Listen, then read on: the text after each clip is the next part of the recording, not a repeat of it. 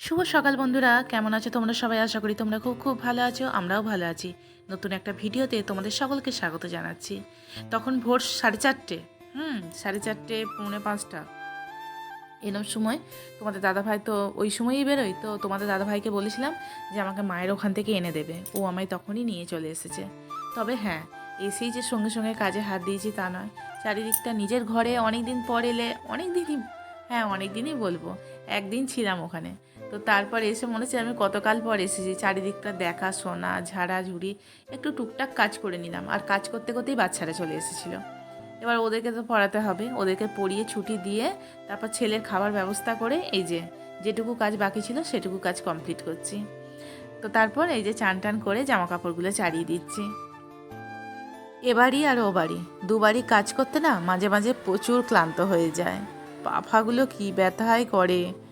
হ্যাঁ, শুয়ে পড়ি, আবার মনে মনে ভাবি যে না, এই কাজগুলো তো আমাকে করতেই হবে, উঠতেই হবে।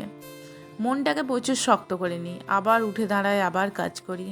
তখন ভাবি সামান্য তো সংসারের কাজ, কত মহিলারা কত রকমের কাজ করছে। সত্যি তাদের স্ট্রাগল তো অনেক অনেক বেশি। তাদের সঙ্গে তো আমার নিজের তুলনা করাই উচিত নয়। তাদের কাছে আমি নগণ্য মাত্র। তারা আমার নখের বয়সী হলেও তারাও কত বড় বড় কাজ করছে। তো সামান্য হাত পায়ে যন্ত্রণা তো কী হয়েছে। মনটাকে এই সামান্য ব্যাপারেই না মনটাকে আমি শক্ত করে নিই। জীবনে তো কোনোদিনও কোনো বড় কাজ করতে পারিনি। সংসারের কাজটাই হচ্ছে আমার কাছে সব।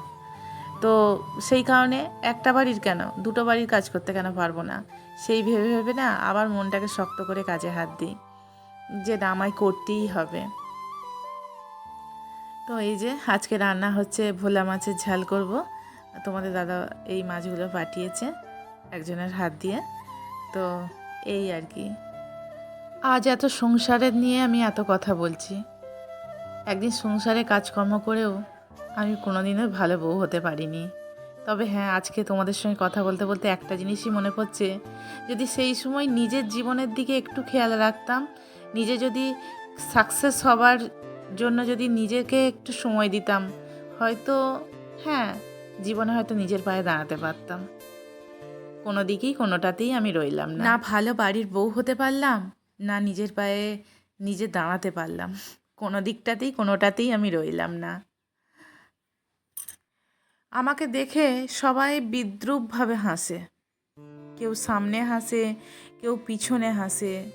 সেই জন্যই হয়তো আমি ওই একটা হাস্যকর জীবন আছে বলবো না, সেই জন্যই নিজেকে বস্তু বলছি। হাস্যকর একটা বস্তু বলবো তাদের সামনে। নিজের কোনো ট্যালেন্ট নেই আমার। তো হ্যাঁ, এক কথা বলতে বলতে আমি কোথায় যে চলে যাই। এই যে সংসারে কাজকর্ম গুছিয়ে বাচ্চাকে পড়ালাম, পড়িয়ে নিয়ে এই যে ছাদে উঠেছি, সন্ধে নেমে গেছে জানো।